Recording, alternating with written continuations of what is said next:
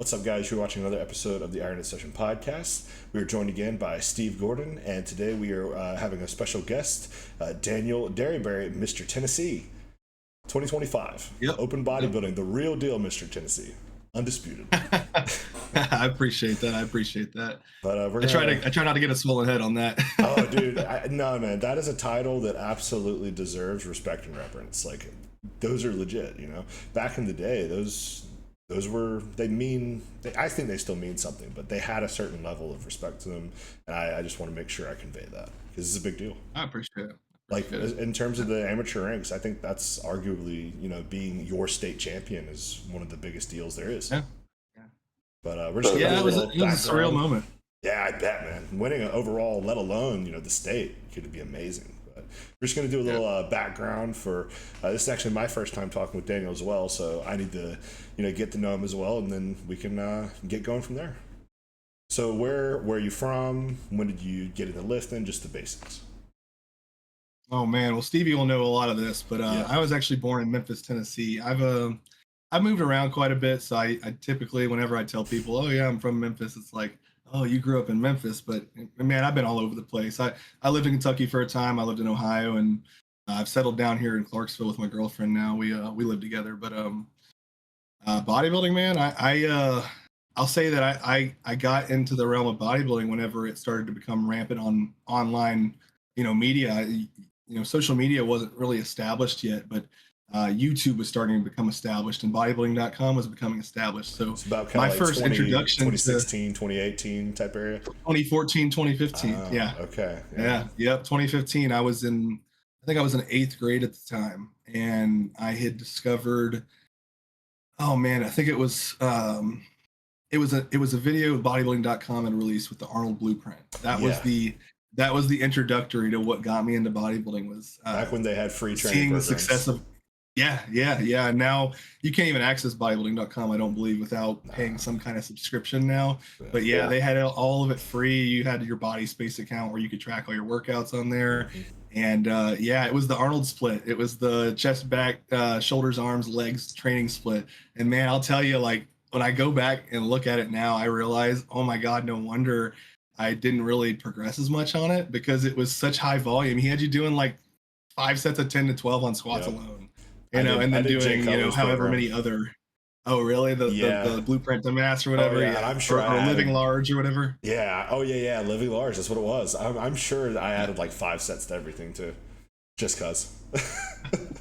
I got injured doing the Arnold split, actually. Yeah, it was really? Just too much volume. What type of injury? Yeah, just being young, and oh man, it was probably a light injury, but I remember I was doing, like, I think I was 15. I remember doing dumbbell flies with like 25-pound dumbbells. But, granted, this was after 5 sets of 10 to 12 on bench, and then another 5 sets of incline bench, and then doing dumbbell flies. It was like, for a natural guy that was 15 years or maybe 14 years old, and I had no clue what protein, carbs, and fats were. I was eating, I come to realize I was mainly eating like a ketogenic diet. I was not eating like carbs. It was just I think my staple in my diet was chicken and almonds, and then like around training I would have fruits, and that was it. So I was actually really lean, considering I was doing a ketogenic style diet, but I had no idea what keto even meant at the time. So like, naturally, you prone to be kind of the more ectomorph or endomorph, or because me and Steve here are both the endos.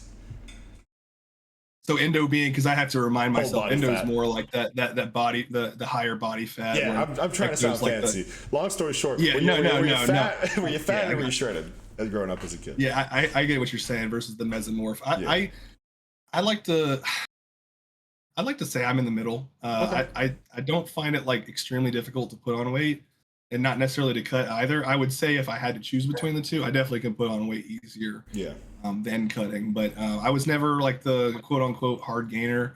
I eat in a surplus, and I just put on weight, and then the same with cutting. Like, I never really had an issue, and I like to, for the longest time, I would definitely refer to myself as somebody who didn't have good genetics, because I always looked at like the top elite bodybuilders who are like at the Mr. Olympia level. But in regards to genetics, in comparison to a lot of my friends and other athletes that I was, training with at the time growing up, I do realize I did kind of have a propensity Yeah. to put on muscle a little bit quicker. And so, like, genetics are also just this amorphous term, right? It's like, what does that even mean? Because we got genetics for everything: putting on muscle, burning body fat, insertions, separation, all these different things, muscle quality, skin texture. Right. That's a big genetic thing. Like, you gotta have good quality skin in the NPC and the IFBB.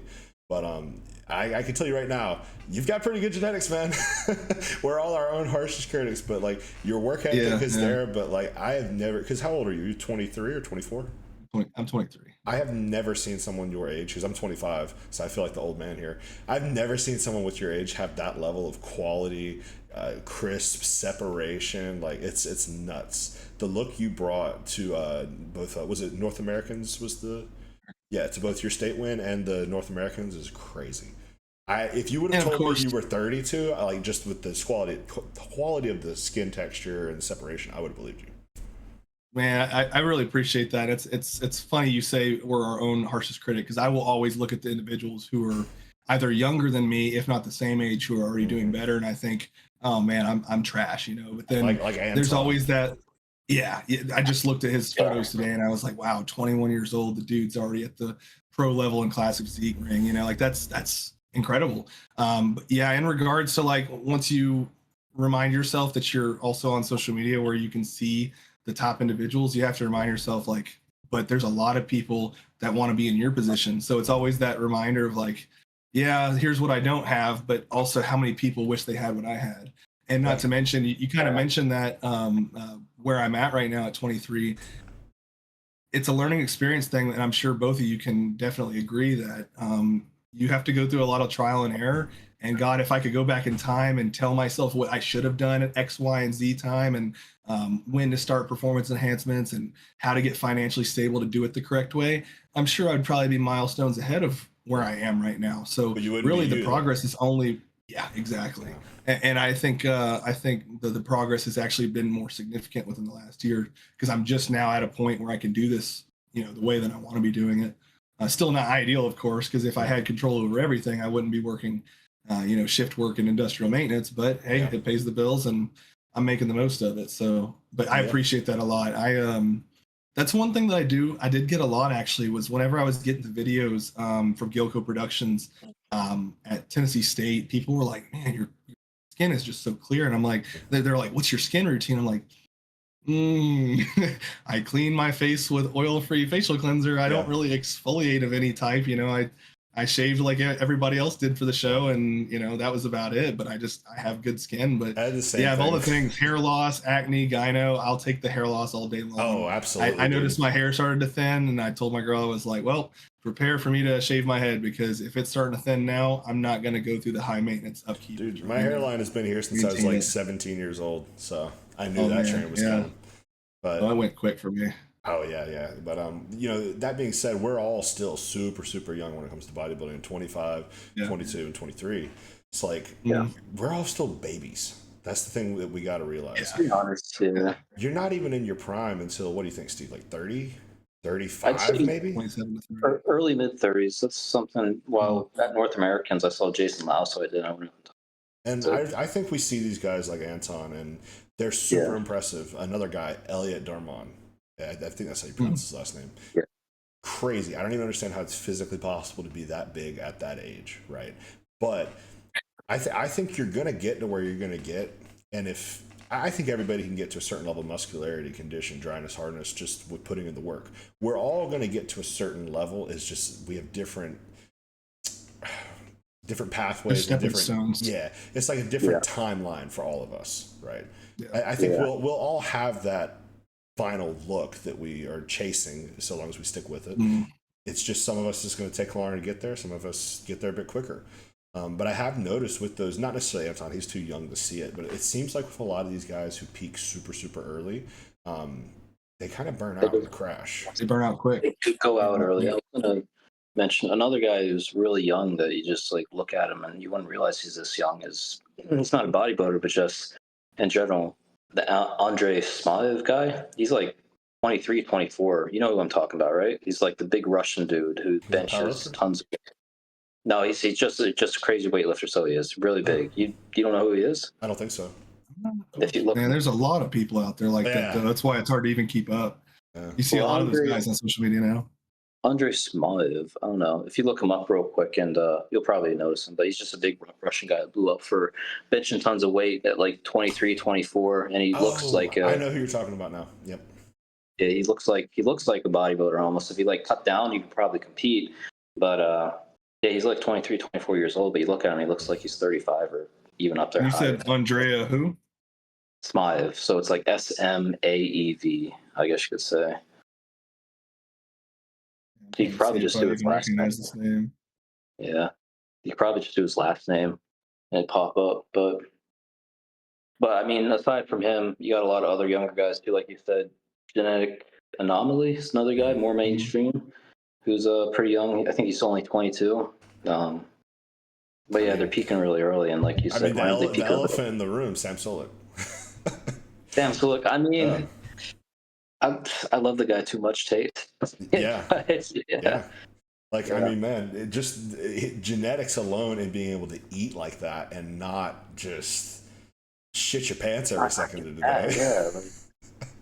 I think the clear outlier was Sam, and I think that this is why it attributes to his success so well. And it's really a smart play on him, is that whether you like him or you hate him or you have your opinions on him, there's the realness. But he realized very quickly that whether it's positive or negative publicity, it works. And so the thing with him is, oh man, look at these videos of him that we're going to oversaturate and overstructure, where his acne just looks absolutely ridiculous, you know? And so whether he was blasting drugs that caused him to have that horrible acne, or if it was just his response to certain PEDs, I think it was his diet. It still got him viewage. And so and that was actually a thing I pointed out to my girl, was like, I went through a little phase there. I was like, oh yeah, I'm going to try to do like the junk kind of diet, whatever. I say junk. I was eating mostly clean, but like, oh yeah, I'll throw in some dairy in my diet. And I actually realized, this is just a personal anecdote.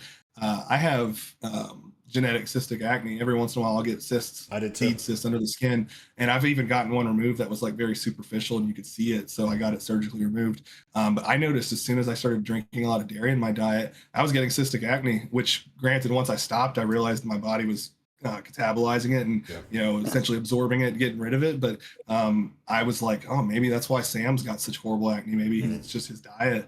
I realized the shit that you put in your body, it plays a huge role, blood pressure wise, acne, that all plays a role. But I think one way or another, Sam kind of backpacked off that. You see how many clips that he was getting shared around, whether it was him being real and him being, look at how strong this young kid is, or, oh, this guy's on gear, look at how he's not going to live till 30. And one way or another, it got him the success that he's at now. Yeah. Hats off to him for that. He made do with it. Yeah, he's smart. I got nothing but good things to say about that kid. Like, I think he's awesome for the industry. I'll take 100, or I'll take one of him over 100 of the science-based guys doing the elbow cuffs on the ciders and all that crazy shit. Yeah. I think Daniel can speak on that. I think we already did talk about that on one podcast, how that's something that social media is kind of like taken away. But I know back in there was social media whenever me and Daniel were getting started, but it wasn't this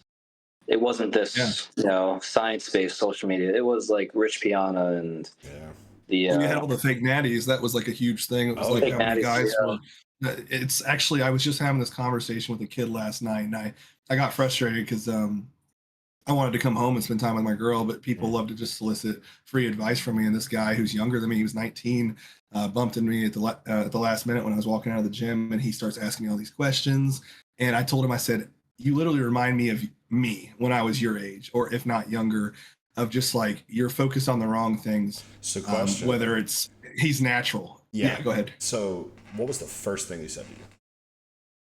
Like, vaguely, obviously. First thing he said. Like, what was the topic? Like, what was the topic of question?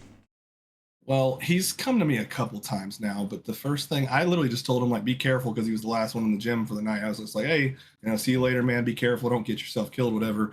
Because people love to do stupid, reckless stuff whenever nobody else is in the gym.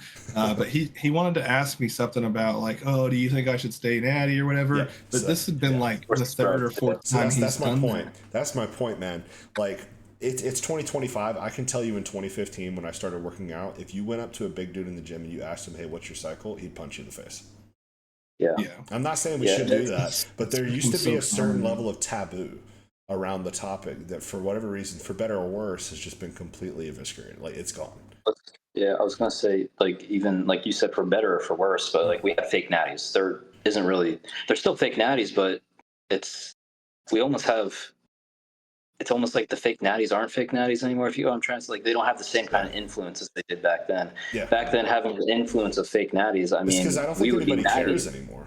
And that's kind of Exactly. what I was going to mention. It's like, I remember, like you were saying, back when the fake natty thing was really big, I remember being so invested into that as a young kid. I was like, oh yeah, because it hurts your natty? feelings, because you were like, oh man, I'll never amount to that natural. And I was telling the kid last night, I was like, it's a double-edged sword, because in one sense, there was a time where people claimed natural all the time, so that really negatively affected the way you viewed yourself. But now we live in a time where, oh, it's so like glorified to say, wow, look how transparent this guy is about the drugs he's taking. And it's almost like glorifying the matter. So you got people who have no real business getting into PEDs, or no real business getting into this sport, or they haven't even been training for 2 years, that are already like, I want to hop on the sauce. And I'm over here, like me and Stevie both, we trained natural all throughout our teen years, 6+ years before we even considered the idea. And I even knew the moment that I realized that, I was like, okay, steroids are involved in the sport. It probably was around the time of 14 years old. Like, oh, I found out, or I realized that Arnold Schwarzenegger and all the guys in the 70s were running steroids. They were taking D-ball and whatever else at the time. Yeah. But I realized, I was like, well, one day whenever I get into competitive bodybuilding, I'm going to have to take them. So right now I'm going to spend all the time I can researching. Yes. And now it actually, it's even more frustrating, because kind of what I mentioned earlier about how we had to make our mistakes to learn from them to get to where we are now. How easily available the information is now, whether it's through anecdotal research or through clinical study, or just how widely available it is to talk about steroids. Whenever I was first getting into bodybuilding in 2015 to the 2017 era, it wasn't so common that you just talked about what you were running and here's my lab work. And you could find the forums, but you found forums with anonymous users, and you couldn't take their anecdotes as like, oh, this is actually good information that I could apply to myself. 100%. Because everybody was running the bro science 500 milligrams a test, and then stacking something like D-ball, and then blasting AIs to mitigate the side effects of the two. But it's a weird time we're living in now. And I don't know whether to say or if it's a good or a bad thing, because on one hand, we're a lot more transparent. It's helping people make more informed decisions, but it's also glorifying it in an aspect. And so you have a lot of people who have no business doing it getting into it. It's glorifying it, and it's taken away from everything else. Like you mentioned how we trained, natural for the first while. And while we were natural, I mean, for the first, couple of years, we looked at these unnatty guys and we thought they were natty. So it made us train even harder and push ourselves even harder. And now you don't have people that are pushing themselves. They're just like, just pop some drugs and see what happens. Yeah. Like you see kids nowadays not even benching 225, and they want to hop on a cycle. And popping drugs. That's the exact conversation. What was you guys' big three maxes before you? Because obviously none of us max now, but I'm sure you can remember from back in like high school or early college, something like that.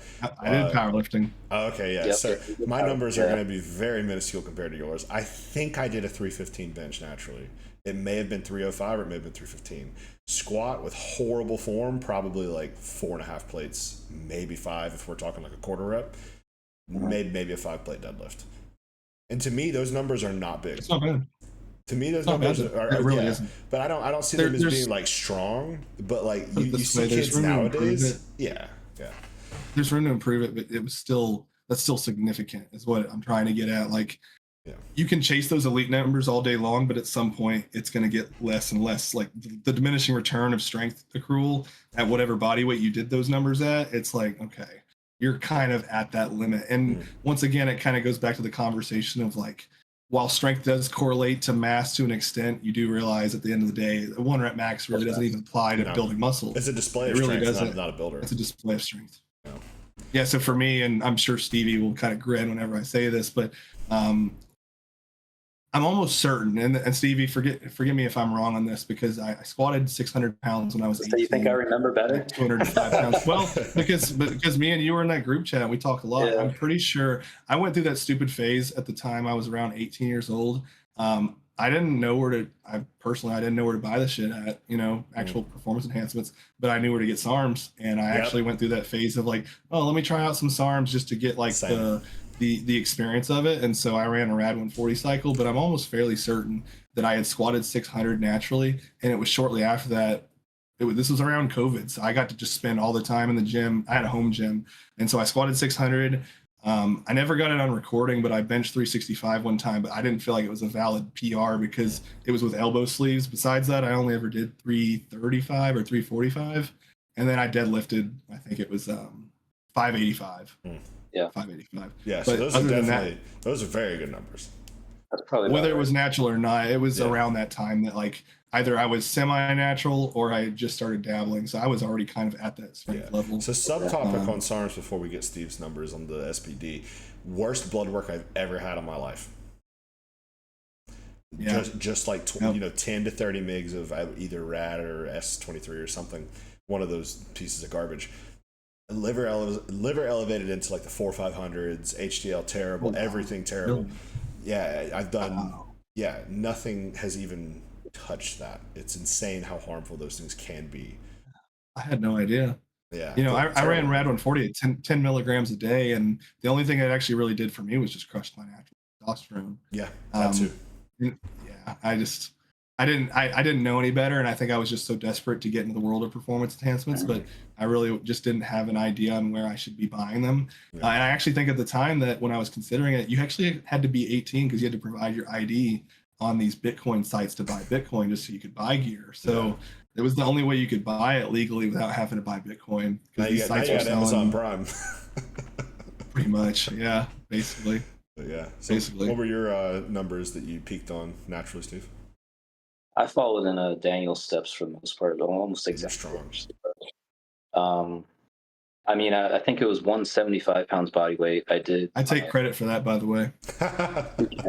Take complete credit for it. I don't care. 175 pounds body weight at 18. This was my last actual powerlifting competition where I set the Virginia state record for squat, but it's probably no longer there.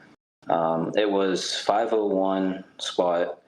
I think I did 335 bench, and then deadlift was only like maybe 465 because I didn't like to deadlift. And these are all comp lifts, right? Like green lighted. These are official. Yeah. It's even bigger of a deal. Yeah, that's crazy. Then, right after that, I followed in Daniel's steps, and I was like, "Hey, you did rad, right?" He was like, "Yeah, I did rad." I was like, "All right. I think I'm gonna give it a go." So I did like a little 4 or 5 week, and it tightened me up, so it did really nicely. And I was stupid, and I was like, "Well, Daniel came right off, and he seems all right." So I'm like, "Be all right." Sometimes I wonder how badly I influenced Stevie.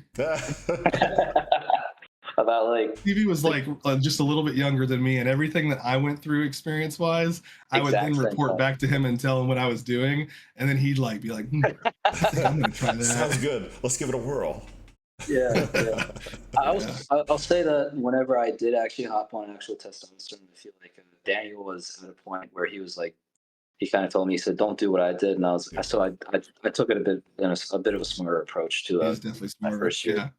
I did the Bro Science 500 milligram first test cycle. Kind of thing. But then he was like, "I'm gonna run 250 or 300," and I was like, "Yeah, that's probably better." Yeah. I stayed on that for a full year too, and that's all I did. And then it came around to a year, and Daniel was like, "If you actually want," and I started talking with coaches at that point as well, and they're like, "If you actually want to see progress on this, if you're gonna have to take it a bit higher." So. Yeah. And now you come to realize that 500 doesn't even sound like that much, honestly. No. Like in terms of total androgen load. Yeah, people are cruising on that. Yeah, because you just started your cruise, I believe, right? Daniel? We'll call it my rebound. Like it's. Oh, okay. So you are doing a full. Okay. Yeah, so I came out of the show. I think I peaked out at I was running 700 test, 800 Masteron, and then I think because Masteron being such a neutral anabolic, I was like, you can run it really high, and it's not going to really have that many negative effects on lipids. And my lipids, man, I'm actually really impressed with the blood results I just got back. The only thing I actually, somebody pointed out to me, which I wanted to do more research on sometime tonight or tomorrow, but something that it's just a learning experience for me. But he was like, "Hey, your T4 is a little low. Yeah, you should probably supplement with T4." And I was like, yeah, but my T3 and my thyroid stimulating hormone's good. But then he mentioned, he was like, growth hormone can actually, it increases the conversion to T3. Yeah. So at some point you might have to start supplementing with T4 in order to make up for what your body is consistently converting over to T3. And I had never even considered that. I'm taking I haven't T4 experienced and any still doing that. negative symptoms, but yeah, I'm waiting for my coach. I'm going to wait to hear back from him, but I have a feeling he might end up bringing up, maybe you should try supplementing with T4. Yeah, I think so. Austin's I a haven't very, very experienced smart guy. anything. Yeah, I can tell. Yeah, big fan of your coach. Our coaches. I followed him for a long time. Our coaches actually do a podcast together, which is cool. Really? So you're coached by Joe? Joe Percher, yeah. Joe Perch. Okay. Yep, just got with him about because I followed month ago. Yeah, got him about a month ago. It's been awesome. But so moving on to that topic, that means your training, I'm sure, has changed quite a bit, being with your first coach now, right? Yeah. It was one of those things. I pointed it out. I was like, just whenever you think that you're training hard, somebody else can watch your training footage and your rep schemes, and they can point out all the flaws. And I was like, man, here I was thinking I was doing everything right. And not to say that I was doing things wrong. And I was being conservative, because in prep, you're not going to failure on every single set.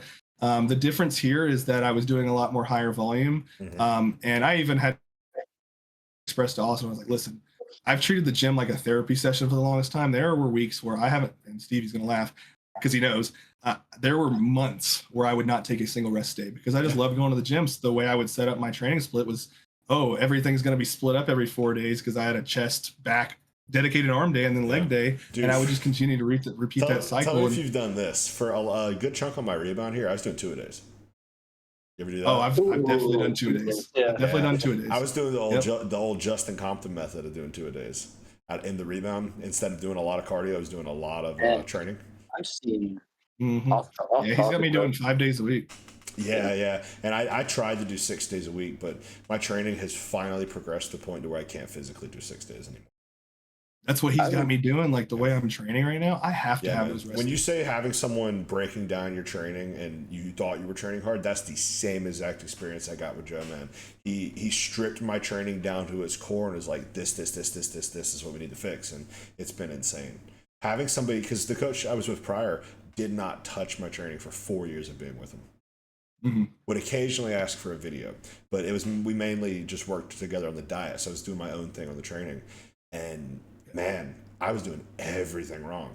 Like literally everything wrong. I was ego lifting when I thought I wasn't. I wasn't getting full range of motion in areas where I thought I was. I wasn't squeezing and contracting on certain portions of certain lifts, especially like leg extensions, curls, stuff like that. It's been amazing to have somebody actually take the time to break down each of my exercises in a workout session. It's insane. I think if a coach is not providing that service, I think someone needs to switch coaches, honestly. What I was about to say, I just finished talking with someone earlier today, actually, because they were asking me. They competed with me in my first show, actually, and they asked me if they think that I've personally think that they've been making good progress, and I was like, well, I'm gonna be honest with you, yada yada yada, because they didn't think they were, and their coach. They thought it was their coach's problem. They told him, I was like, okay, well, what all is he doing for you? And it's like, they're just sending you the diet plan. I said, well, what about your training? Because they put a lot of emphasis on diet. There's people that put too much emphasis on trying to prioritize their training and make it as perfect as popular. But then there's the opposite side where people are like, it's all diet. But anyways, coach wasn't doing anything with this training and was just like, do 4 sets of 10 to 15, whatever you want. Don't worry about, there wasn't asking for anything with form and stuff like that. And I was like, well, what about, did you ask what body parts you need to bring up? Do you need to improve upon delts or anything like that? Or is it just like a stereotypical, bro split that he has you doing? He's not really focused on anything. So like you said, if a coach isn't actually taking the time to say okay, we need to put more emphasis. And I think Daniel can speak on that because of your strong point being legs. If they're not actually trying to put emphasis on what body part to bring up that you need to bring up, then they're not coaching at that point. It's not bodybuilding. It's just cookie cutter thing. I can advocate. It's a dietitian, not a coach. There you go. It's maybe not even a dietitian as well. It's worse. Yeah, I can absolutely advocate for what Austin's got me on right now too, because whenever I came to him and I explained to him my situation, hey, I know I just need somebody to tell me to take my rest days. I'm taking my rest days now. But with the way that he set up my training, where before, I was doing a lot of higher volume, I was taking sets to failure, but I was never incorporating drop sets. I don't even really mess with supersets because I don't want to always have to bet on equipment being available for supersetting, and I also don't want to be that guy that's using up multiple pieces. But he does have me doing drop sets on my final sets for each exercise, and I find that I'm just that much more tapped out on each exercise, and I just realized there was so much more gas in the tank than I was leaving. But how I can definitely assess and say that he's already looked at me from head to toe and said, this is how I'm going to structure his training split is first. Today, for example, I have a dedicated arm day, but on the front end of my arm day is an adductor. It's adductions. And I thought to myself, well, this makes sense because it has no fatigue on upper body and it's not going to tap into my energy stores. I'm guessing but he also what's the has first thing I noticed? He also has it spaced probably to where there's no leg work the day before after, right? Yep. So Joe and the thing that I think so unique. Yeah, the thing that I think so unique about it is like I thought to myself, okay, why would he have set it up that way? Look at my front poses. My quads might be really well developed, but I see gaps in the middle. So he's saying that already my adductors need to be filling in that gap. And now whether that's a tweak on posing or if it's just overall leg mass, it's going to create density from the front. That's not just the overall development of my quads. Yeah, absolutely. And I think adductors are something that can never be too big, honestly, man. The best looking pair of legs on the planet me right now is Keon, and I think he's very, very adductor dominant. His adductors are crazy. It's insane. You can see him from the back. Like it's ridiculous. It's insane. But it doesn't even look real. It really does just look like AI. Like I can't even fathom how you. I was watching him do a set of like plate loaded kneeling leg curls and just looking at the rear. I was just like, this guy looks like one of them freaking those X-Men. Belgian what do they call it? Belgian cattle. Belgian blue. Just the overly the Belgian blue muscular freaking cattle. Like it just. But no, Austin, he's got everything structured so well. It all flows together. It's a push pull leg and then a push arm split essentially. Okay. So you're only doing one leg day.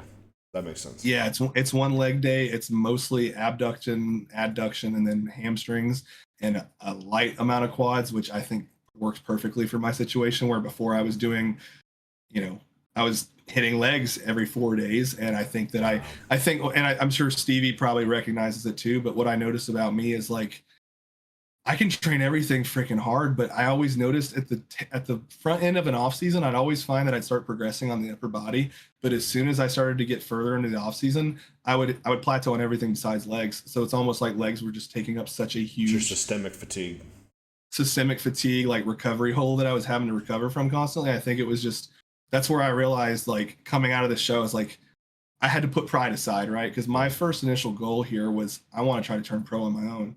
But then I realized I'm 23. Yes, you say that we're young in this sport, but how quick do you blink your eyes and you're 28? Exactly. And I thought to myself, am I going to continue to put my pride in front of the potential that I could have somebody overlooking things that not only makes the preps easier on me, but also my relationship with my girl, because having to constantly self-analyze and self-coach, this was a really difficult prep for both of us, especially her, just because the disconnect and having to constantly self-analyze myself, it just took so much out of the relationship. But on the other end, just having somebody who's not going to be biased, and where with me, I'm biased with because in my head, everything needs to improve. So I'm going to train everything twice a week. I think in reality, my leg's already there. Yeah, all three of us, we don't need a coach to tell us to work. We need a coach to say, hey, don't do 3 hours of cardio a day. Right? Yeah, that's the thing. Or go have a freaking cheat meal with your partner, because like I wouldn't allow myself a single off-plan meal throughout the 26 weeks of prep. Yeah. Even though I probably could have warranted it, probably would have been good for me. Yeah. I honestly, I really think for someone in your position, especially, I think anybody around our age needs to have a coach. Be like, do your first 5 or so years naturally, figure out how to train, figure out how to diet, stuff like that. But I think once PEDs get involved, you need to start working with a coach, because this is, even if you're basics, you're just doing kind of bioidentical hormones or whatever, you still probably want to have somebody who knows more about the stuff guiding you. And then also further compounding on your training and your diet with that. But for someone in your situation who has a legitimate, like, you're in the running for a pro card within the next couple of years, regardless on if you did start working with a coach or not, I see why not. Like, why would you not want to work with a coach, right? It's only going to be positive. Because what's the worst thing that happens is you only progress this much instead of this much. You're still progressing a ton and you're young. And I would argue that it's going to be the opposite. You're going to go from progressing this much to progressing this much, right? So That's kind of what I'm thinking right now. Like, I don't mean to get ahead of myself, but just with the way he's already got things set up, and just I already have this relief in the back of my mind of like, wow, I don't have to stress as much now yeah, because dude, I've got somebody to just make the executive decisions for me. that's how I just feel too. realized, like, at first it's going to take some time to adjust, but I just realized it's going to be so much easier on me in the long run. And the reason I actually ended up choosing right after the show was like, this is the perfect time Yes. for him to rebound me and to learn my body through the off season before we try and prep Did together. you start pretty much like day one of the rebound, or? Literally called him on my way home after the day of the show. I said, hey, I'm hiring you like today. Perfect. And he got my plan by Monday. That's so perfect, man. You could not have set that up better. I remember that because me and Dan were doing a back and bicep day. So we were, and I think I asked you about a coach, or it came on top somehow, and you said, yeah, I'm thinking about this guy. Maybe, maybe not. I kind of want to go pro myself. Then that afternoon, you sent me a message, hey, I hired him. Nice. Okay, cool. Let's get it. Awesome. I've been following him for a while. The stress management alone, man, because like I said, I was basically having to do my own training for about 4 years there. Dude, it is so lit. You would think that it feels like you're kind of boxing yourself in because you're not technically in control of it, right? But it is so liberating to think, I'm done. I don't have to do it anymore. There's no option, because for me, I'm going to follow the plan 100%. If it says I'm only supposed to do 3 sets, I'm not doing 4. I'm not doing 2. I'm doing 3. So it's like, I'm done. It's freeing. And it's like, I know that I completed this task. There's no question that this was enough or not enough. I know that this is being programmed intelligently. And if I just follow it and take my head out of it, I'm going to make progress. That comes with the trust in your coach as well. Yeah, but that too. People don't realize how much stress plays a role into like how your physique develops. Not even just in the off season, but not just in prep, but also in the off season. I'd say even more so in the off season. Yeah, Here's exactly. my problem with the off season. I find that like as time goes on, I don't mean to call it the post show blues because that's not what I'm experiencing. It's more so you get into that routine of like complacency almost, because you're no longer seeing details starting to show more and more. It's like, yeah, I'm getting stronger in the gym, but at some point, when do you just start spinning your wheels in the mud, and you either need to reassess whether you need to do some kind of health phase or a recomp or a mini cut. Whereas before, I would just keep going until the wheels were ready to fall off. And so what's the longest off season you've ever done? As far as like just continuing to go, I think I'd probably say my last off season was the most continuous I went without stopping, because I competed in October at Night of Champions, and I was already disappointed with the level of condition I brought, which I realized I just didn't give myself enough prep time. I think I had like 10 or 12 weeks to prep for that show. So I weighed in at like 215 on stage, and the 212 to 215 that I could bring right now was just way better than what I brought last year at Night of Champions in October. But from that day forward, I didn't have a single cheat all throughout the off season, but I did leverage calories really high at one point, and I think I went from 215 to 254. Wow. Over that off season, and I can't recall how long that was. How tall are you? I think you're my height. You're 5'9", aren't you? 5'9". Okay, yes, sir. I can round up to 5'10", but I'm technically 5'9.5".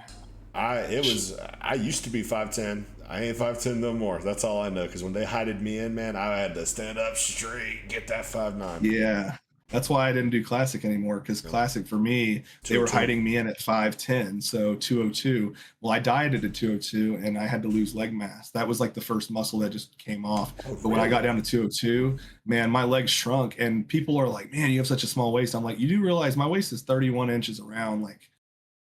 Circumference wise, the only reason I look like I have a small waist is because my quads are just that overblown. And so the moment that my quads shrunk trying to get into Classic, I didn't look Classic anymore. I'm the opposite, because the quads made my waist look bigger.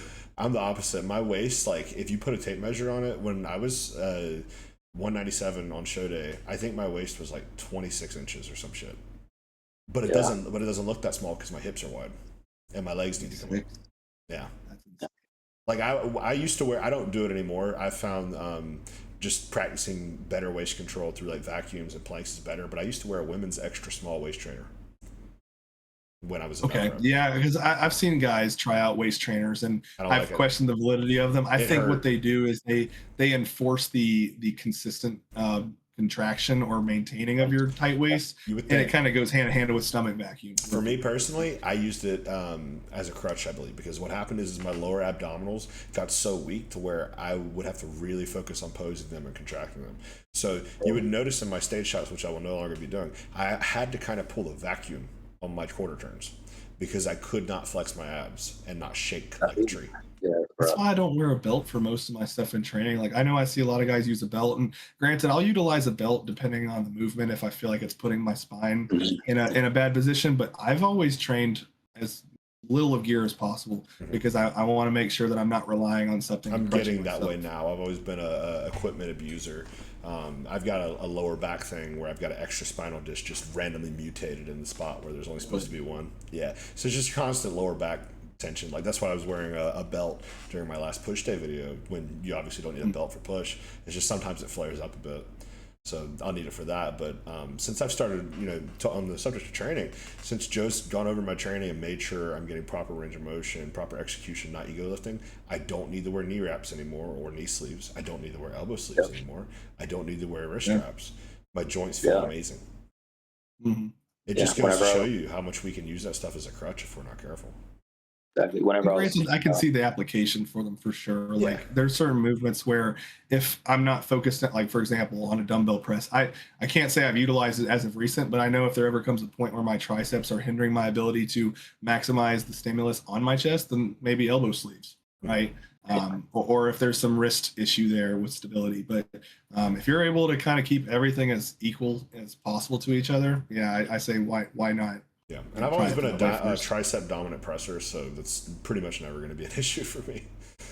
So, what'd you have to say, Stevie? Yeah. Forget, but you guys kept me on, so I was like, keep on. That's my bad.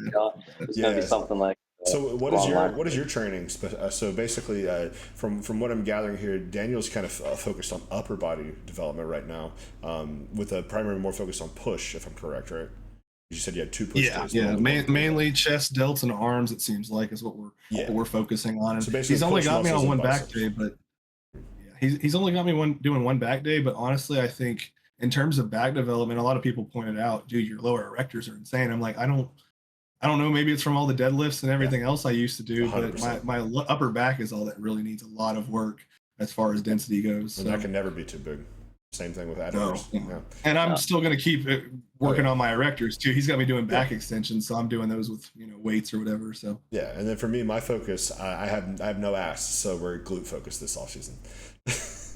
Good. You know what? I thought I had a lot more glute than I do, and my girl's in the room, so she'll probably shake her head when I say this. But honestly, when I got as lean as freaking possible, I was like, man, I thought I had a lot more glute there. Honestly, I feel like they were a lot smaller than I expected them to be once I was peeled. But and I don't think they're lagging necessarily. Yeah, I think they're definitely lagging because I've never isolated them up until this off season. But I from what I can tell, I think mine insert kind of low, so it's a longer muscle belly. So I'm gonna have to work very hard to fill those out. So, but just general lower body, and because my split right now is legs. It's everything for legs. It's glute focus, it's quad focus, hamstring, everything. Legs, push, pull, and then I do abductors, not adductors, on that pull day before everything. Then I rest. Then I do legs again, bit more glute focus that day, and then I do arms and delts on Saturday, rest on Sunday. So very lower body. See, that makes sense having legs on the front end of each after each rest period. You're going to be able to get the most out of your central nervous system with that. Mm-hmm. I really like it, and I love training legs because they've always been my weakest body part. So I'm always super fired up to train them. So it's a great start to the week. I'm beat to shit by that third day though. The legs push pull. Sometimes I'm dragging a little bit on pull day, but I'm always good for legs, arms, and delts. And then today rest day, I need this rest day. But so with your split focus being a bit more lower body or upper body rather, mine being lower body, what's your kind of specialization right now, Steve? Or are you just focused on getting everything? So because you're pretty proportional. I don't see any glaring weaknesses.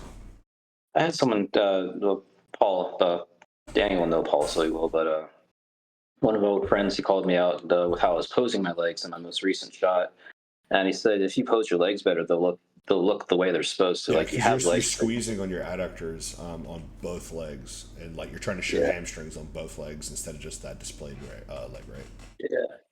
Yeah, but We're talking about a rear relax or a rear pose. I mean, I'm sorry. Mhm. Yeah, it's talking about rear pose, I think. But I can bring up my adductors a lot more. Everybody can bring up their Oh, yeah. adductors a lot more. Everybody. I kept it a little, been keeping it quiet, so I have. I'm still going to keep it a little quiet, so I am. Okay. But recently hired a coach for my training, so I did. So it's switched up a bit. It's still a bit more of like the focus, kind of what I was doing. I was focusing a bit less on my back, so I was, because my lats are relatively a stronger point. Oh, yeah, for sure. Yeah, they are. I was keeping arms in pretty heavy because I just like to train arms, but they're still a relatively stronger point as well. So arm training and back training has been pulled back a little bit. Right now, my current split is more so it goes push, legs, rest. I got to make sure I get this right off the top of my head because just recently I started push, legs, rest. Then I got push again. Then I got back. Then I got legs again. So the first push day, which was today, it's more chest and delt heavy. Then I have legs tomorrow, which is like a full leg day. Then I have my rest day. Then I have my second push day, which is I got some more triceps in there, but still mainly just chest and delts. Then the back day, that's kind of like an all-around just back day with some biceps Back thrown and in. biceps. And then the final leg day, there's a lot more glute in that leg day, so there is a lot more glute and a bit more hamstring. But, That's good.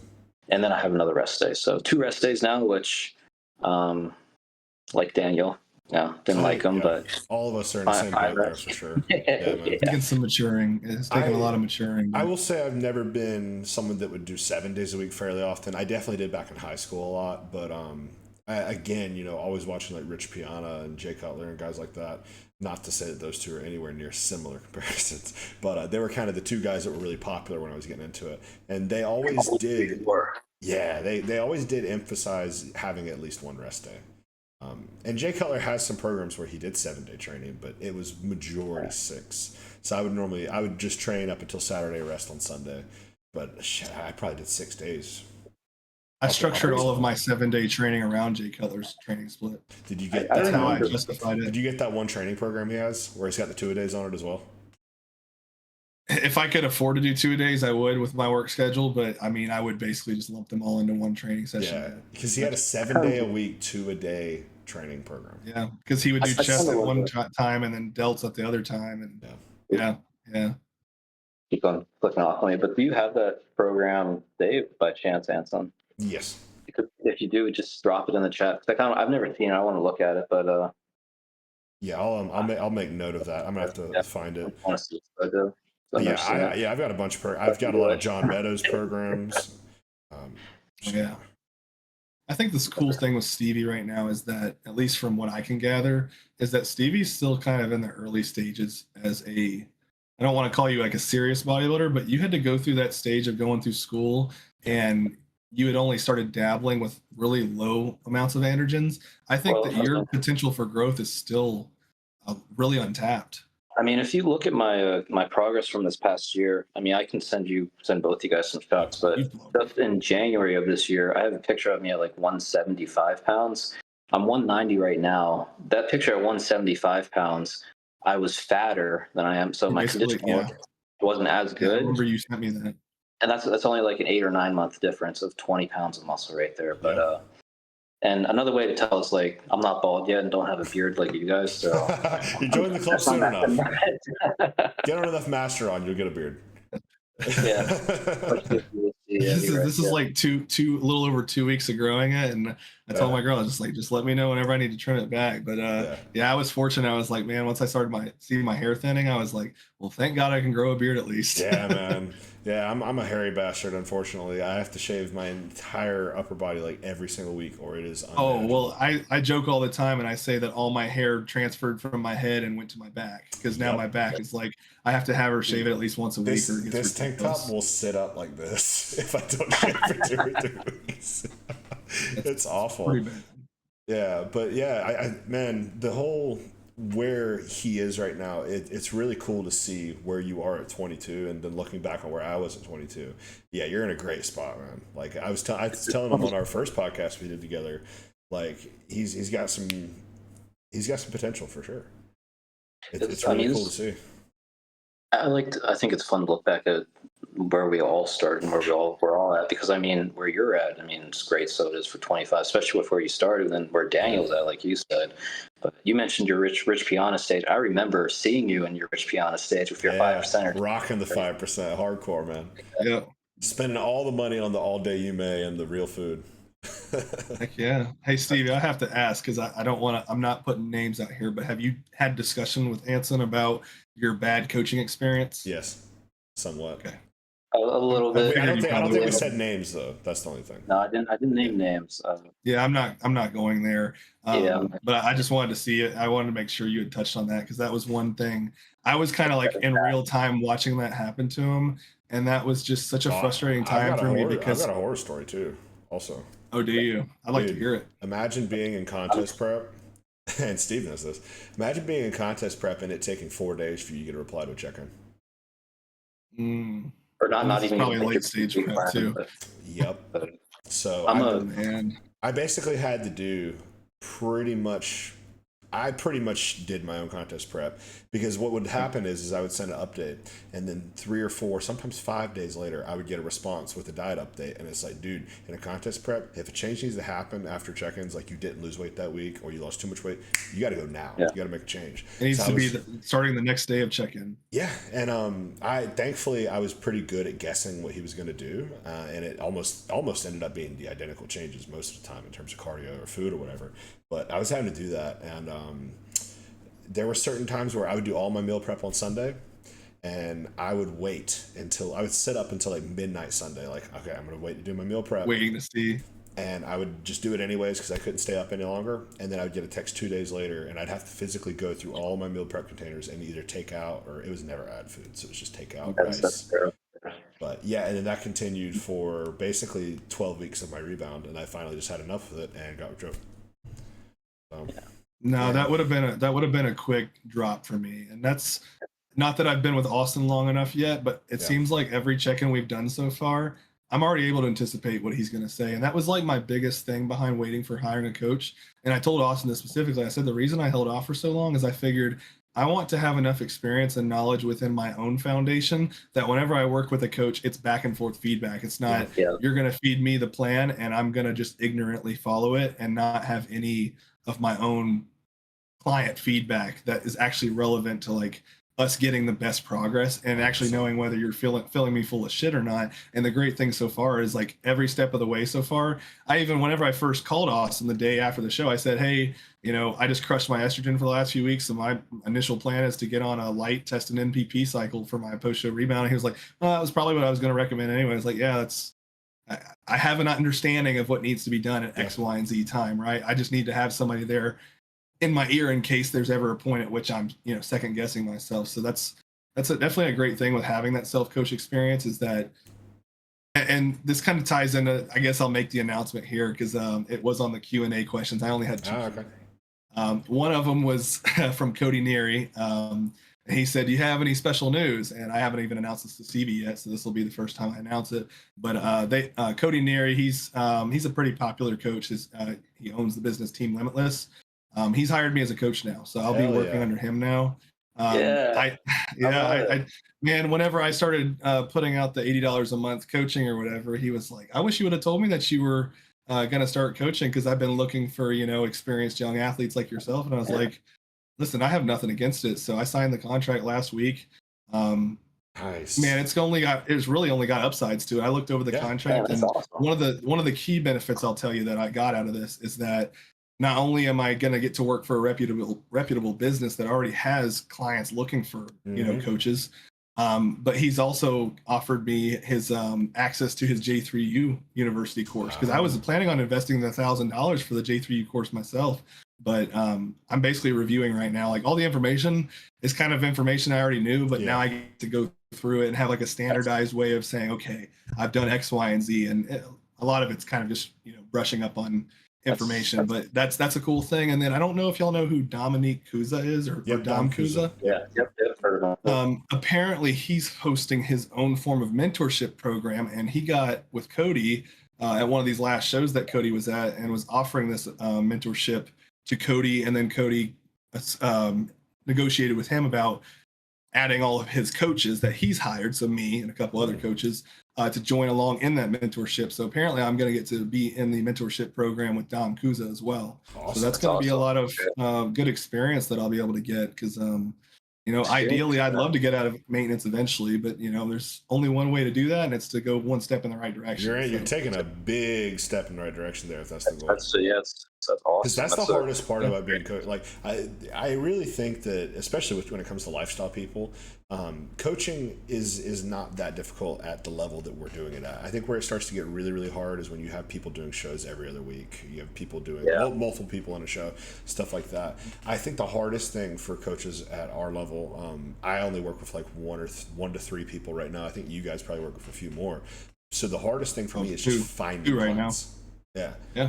Well, that's the thing, and that's why I kind of I told my girl, I was like, listen, I know it might seem like I'm jumping the gun on this, and we read over the contract together. I was like, I don't see any. I even spoke to Cody. I was like, hey, what's the ramification if for some reason I can't fulfill the standard at which you want me to be a coach at? And it's like, there's no bad blood there. For whatever reason, I realize it's something I can't sustain on top of my current job. At the very least, I'll make sure to give him enough notice so that if I have any clients, they can get transferred over, properly in case they have to get with another coach. But it really only has upsides for him and me both. Like, it's kind of like a mutual benefit. He gets somebody who's knowledgeable and is passionate and is wanting to branch out and kind of getting into the coaching industry. And I'm getting skin in the game and I'm getting experience. And not to mention what I told Cody, I was like, you have no idea. Like, I could literally put out that I'm coaching for free. Yeah. And even still people will not reach out. And I'm just like, I don't get it. You're looking at somebody who's willing to overlook everything for you. But it comes down to the question of, you have to value yourself as a coach almost. And if you're not charging anything, people think you're not going to take them seriously. Yeah. They also it's a weird double-edged sword. Yeah. There's almost kind of like this, I don't know if I would say, I don't know what I would call it, but basically if you don't charge a certain amount, they view you as not being good enough. Right? Yeah. He even increased my pricing. Also, yeah. If like Daniel was saying, if you don't charge enough, then, if you do take someone on, you don't charge them enough, then they don't value your coaching as much, and they won't take much in. But I'm going to hop off here, guys, and let you guys finish out. Okay. I'll listen to the rest of this. Well, good chatting with you. We'll talk after and schedule for when we can do this again, all three of us. But Absolutely. I got a couple more questions that I can go through, and we'll go on with that. All right, awesome. It was good talking to you, Stevie. Yep. Listen to it in the morning, so I will while doing cardio, because I got to Hopefully start I'll have it uploaded by then. All right, sounds good. It'll probably be within a day or two here. But yeah. Sounds good. Yep. All right. So going over your training there, I think we covered that. As far as your dieting approach, how has that changed working with Austin? Oh, so I'll say that I'm kind of rigid in the sense that, like, I do what's the most convenient for me, and it can be robotic. So I don't know what your approach with it is, but ever since I can remember, it's been the basic chicken rice diet with olive oil for fats. And I'm sure you may have heard the term or the name Paul Barnett. He's kind of popped off in the industry, anabolic bodybuilding. But after he started to introduce Justin Harris's philosophy around carb cycling, I started playing along with that approach. And so I would have the high, medium, and low carb days, depending on what day it was, and what I was trying to, maximize the muscle growth on. Well, anyway, that was basically with my diet.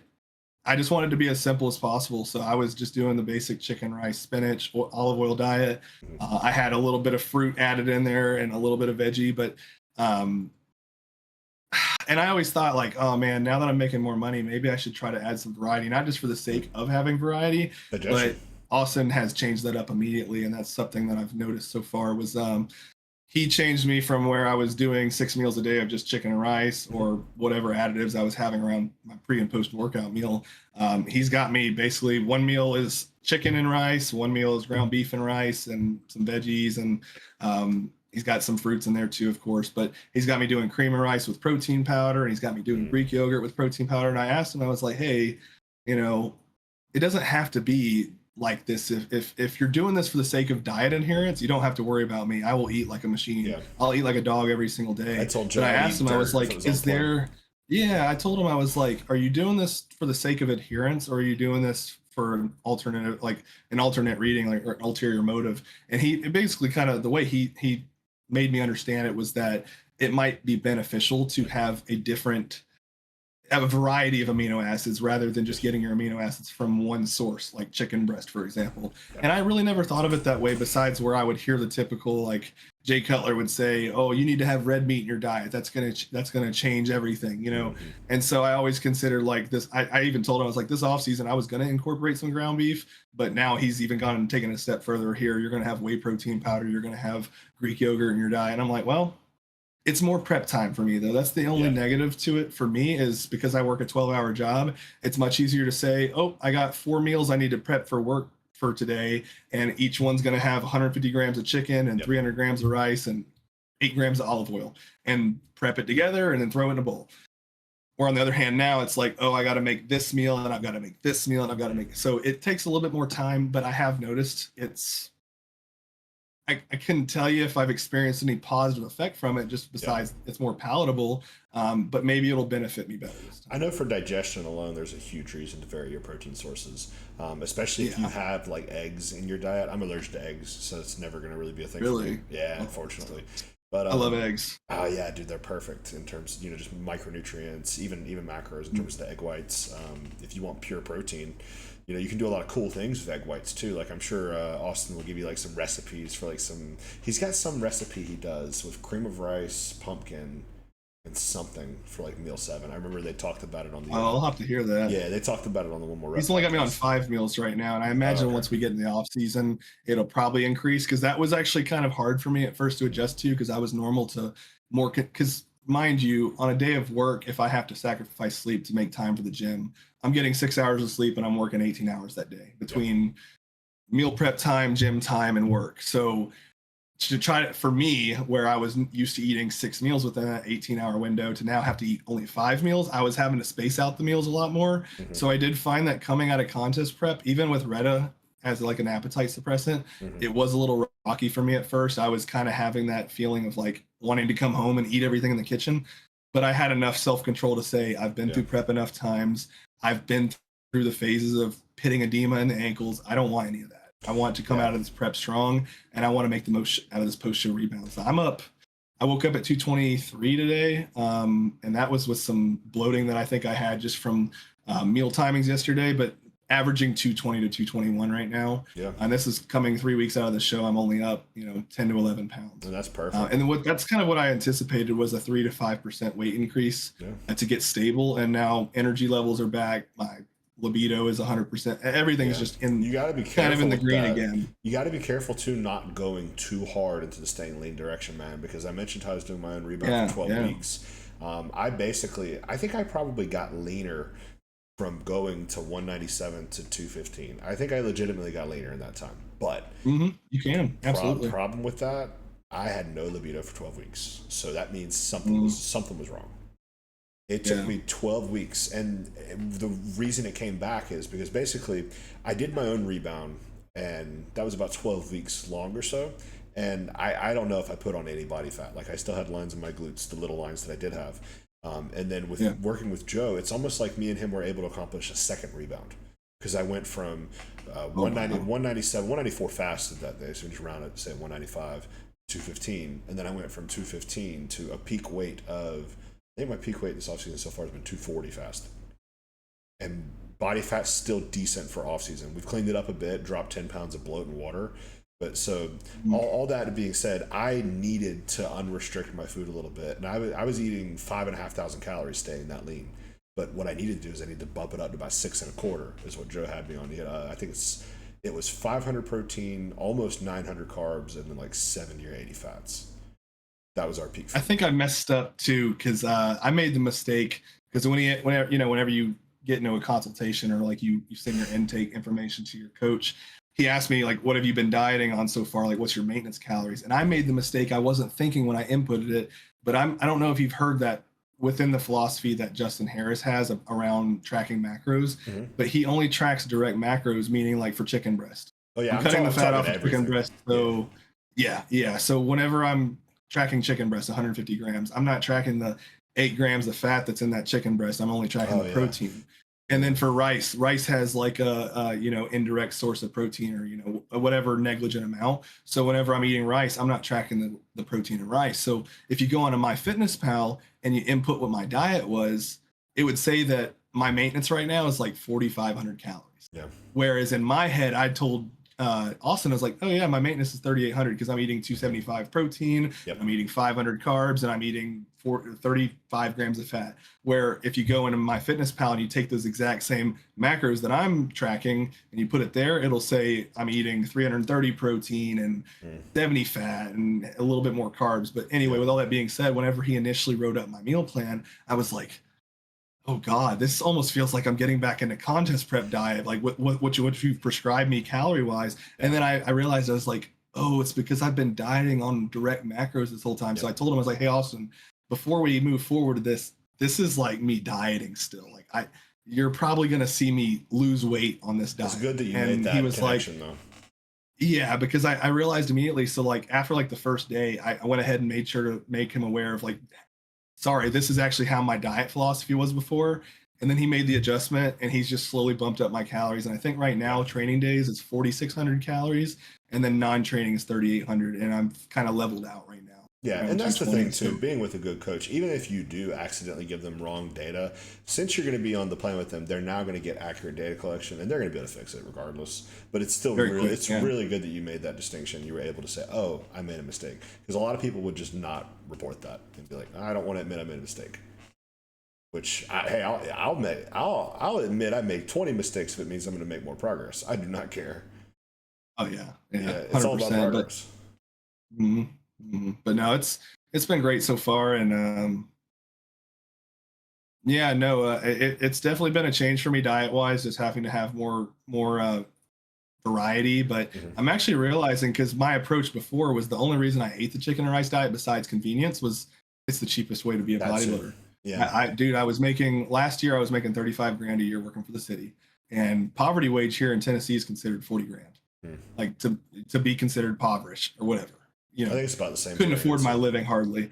And so in my case, I was like, I have to live off the bare minimum. So I'm just going to buy chicken in bulk at Sam's Club for $2.68 a pound. I bought a deep freezer and I kept it all in there. And I'd buy rice in bulk for like $18 for a 25-pound bag. Yeah. And that's what I've been doing up to now. And now all of a sudden, where I'm making double my yearly income from last year, nice. I'm over here like, got all this extra income that I could technically be putting into food. And so now I'm finally making those, like, for example, coaching. I didn't want to pay for a coach because I could hardly afford everything else.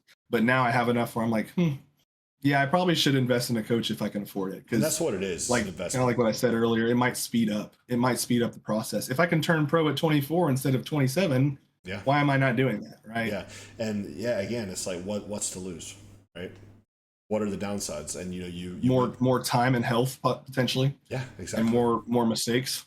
Yeah, and it's like there's just really, with all the great coaches that are out there, like Austin and Joe, our coaches, I think there's really no reason not to get with one of these guys, or even yourself with the new program you're going to be under. That's really cool, by the way. That's absolutely insane. That's an awesome opportunity, and I think stuff like that is just setting up yourself to be the best possible bodybuilder, because it's not just your training, it's not just your diet. It absolutely has to do around your work schedule and your work life as well. Like for me, me and my dad own a gym, so I'm perfectly set up for bodybuilding. I can eat whenever I want. I got a microwave, I got a fridge, I've got anytime I want to do cardio, I can do it at work. If I want to do my steps, I can do it in between, signing people up, cleaning stuff like that. It's perfect. I bought a treadmill just for that sake too. Yeah, I bought a treadmill just for that sake. Yeah, and I can get any piece of gym equipment I want. It goes in the gym. But there's pros and cons to everything. But the more independent you can make yourself to where you have multiple streams of income, it's just going to make bodybuilding better. And especially already being able to do that at your age is insane. It's just setting yourself up for success, both in bodybuilding and also outside of bodybuilding. Only negative that I told my girl so far is, like, it feels like one of those things of, like, every single thing that I notice about the economy and life right now, it feels like I'm 5 years too late. When I say that, I mean the coaching industry has already become saturated, right? But if I had been this old 5 years ago, maybe there would have been a difference in, like, the opportunity available to you, and it wouldn't have been as competitive a market. Same thing with, I make jokes all the time. Oh yeah, if only I would have invested in Bitcoin when I was 3 years old, because I could have made a shitload of money by now. Or if only I would have bought a house before I even existed, right? Because the cost of living is just ridiculous. But it's one of those things where I'm like, you know what? But if I make that excuse for myself the rest of my life, I'm just going to be sitting there waiting for luck to happen, which luck is whenever preparation meets opportunity. Exactly. So, if you don't actually start working towards those goals, you're never gonna get that luck, Yeah. so called. And we're all like I mentioned earlier, we're all on our own individual paths. I truly do believe everything happens for a reason. You can sum that up to some universal force. You can just sum it up to chance. But I the more I go on in my life, I see bad things happen, and somehow they turn to good. You can always find something in that. Stress, be blessed to be stressed, because often it's just going to harden you up and turn that coal into a diamond. Like, you can really put a positive spin on absolutely everything if you have the right mindset. And I think in bodybuilding that's super important, because a lot of people can get caught up in the bad parts of bodybuilding and not, like, I hear some of these people talking about competing, and I'm like, why are you even competing? Oh, there's one guy I can't even name call him even if I could think of it right now. But he's one guy who, I guess, he got to the national level. He got on stage and he just did awful. Yeah. And now his account is like literally based around hating on bodybuilding, but yet he's still within the realm of bodybuilding. Yeah. But he constantly makes hate posts about bodybuilding because he was a failure himself at it. And I'm just like, dude, just because you didn't bring the physique that was necessary to be competitive doesn't mean you need to hate the sport all of a sudden. Like, I'm sorry, but at the end of the day, we're not all going to be Mr. Olympia. We're just doing the best to be the best version of ourselves, right? Yeah. So no, not everybody's going to be Mr. Olympia, but I do truly believe that between the different divisions, even stuff like Masters, if you want to go pro, if you give yourself a good 10 to 20 years is a big amount of time. Almost anybody can go pro if their heart is in it. Even somebody with terrible genetics can turn pro. So you just got to focus on you. It's you versus you in a contest prep. And I truly enjoy every single aspect of both off-season and contest prep, but I'm definitely someone who enjoys the off-season more. I've just always wanted to get huge from a young age. Like, I wanted to be the mass monster. If I could never do a contest prep, I'd be all right. But I've learned to love that aspect of bodybuilding more, just because it's different cycles and different phases. You got to have the highs to feel the lows, and you got to have the lows to feel the highs, right? Like, I was eating every bit of 7,000 calories my last off season, and I could not look at food anymore. I was thankful then to go into contest prep and eat a little bit less. I was just about to tell you that. I was like, man, it's so funny you say that, because I look forward to the off season until I don't look forward to it anymore. And I'm like, I can't wait to start dieting, and then it's the opposite. Like, oh, I can't wait to start eating more again. Grass is always I think, I've been up to 7,000 calories before. That's what my fitness pal would tell me, at least based on the macros. We were talking about Rich Piana earlier, man. I was doing 10 meals a day, like 8 to 10 back in when I was like 21 or 20 or something, man. Like all fats. I was probably doing like 200 grams of fat a day, peanut butter, banana, nuts, almonds. Yeah, it was crazy. But crazy times back in the... I miss watching Rich Piana content, but some of it was just so crazy in the wrong direction. I grew up watching him too, and it was funny because I think I still wasn't old enough to like quite get his humor. But then whenever I look back now, I'm like, oh man, like I can totally get why. I still watch some of the videos from time people to time. People hated on him then until he died, and then everybody loved him, right? But yeah, I grew up within that realm. I was watching all that unfold in real time. Rich Piana, Bradley Martin was one of the first popular gym influencers, and now I couldn't even care less to hear about somebody like him. But yeah, I followed all of it. John Meadows, Rich Piana, Dallas McCarver. It's actually funny enough, I actually grew up right next door to where Dallas McCarver was born and raised. Really? Once I moved away from Memphis, I lived in Henderson, Tennessee. And I remember being on the football team for Chester County Eagles, and we played his school, Jackson Christian School in Jackson, Tennessee. And it just so happened that I had a guy on the football team who was like, have you ever seen that Dallas McCarver guy? And I was like, I work out in my home gym. Like, I've never been to the gym before. He's like, he goes to Golds in Jackson. And then I didn't even really think anything of it. And then like a year or two later, once I was like maybe 15, 16, I started seeing Dallas just pop up everywhere. And I was like, what? He lives right next, like not even a stone's throw away from me, just like one of those weird small world kind of things. But unfortunate what happened to him, of course. And and I think go into the topic there. But I've talked a bit of the past on him. Again, all being on our own paths, they look at like certain blood markers he had, certain different genetic things. That's somebody who unfortunately was just not going to be long for this world, regardless of if they ever got into bodybuilding or not. He just didn't have good heart genetics. I think some doctor was breaking it down as like, with this condition, your life expectancy is like 37 no matter what. Something like that. Oh, wow. So that's it's just unfortunate. And that's why it is very important to it's important to get blood work, but I think if you have a family history of like, okay, for some reason, every male in my mom's family tree at this age has a problem. At that point, it may be a good idea to actually get some more in-depth tests, maybe even some genetic testing done. People don't often. Yeah, do that. it's something I might have to look for. My mom's dad had heart disease, but it does make me question whether it's a propensity as far as like genetics Or or diet. if it's the environment. Because I looked at how he ate and how he lived, and I was like, well, no wonder you had heart disease when you got older. You Yeah, were so man. In the sedentary and you South, ate like shit. yeah. And In the South, we're all it's sitting on funny our when people, asses and eating fried chicken all day, like legit. That's a lot of people around yeah, here drinking fully leaded sodas all sweet day. tea, Yeah, oh god, tea. Yeah, diabetic tea, yeah, more like. It's yeah, insane. You'll yeah. get 100. You get more grams of sugar than one of us eats in a week in one of those drinks.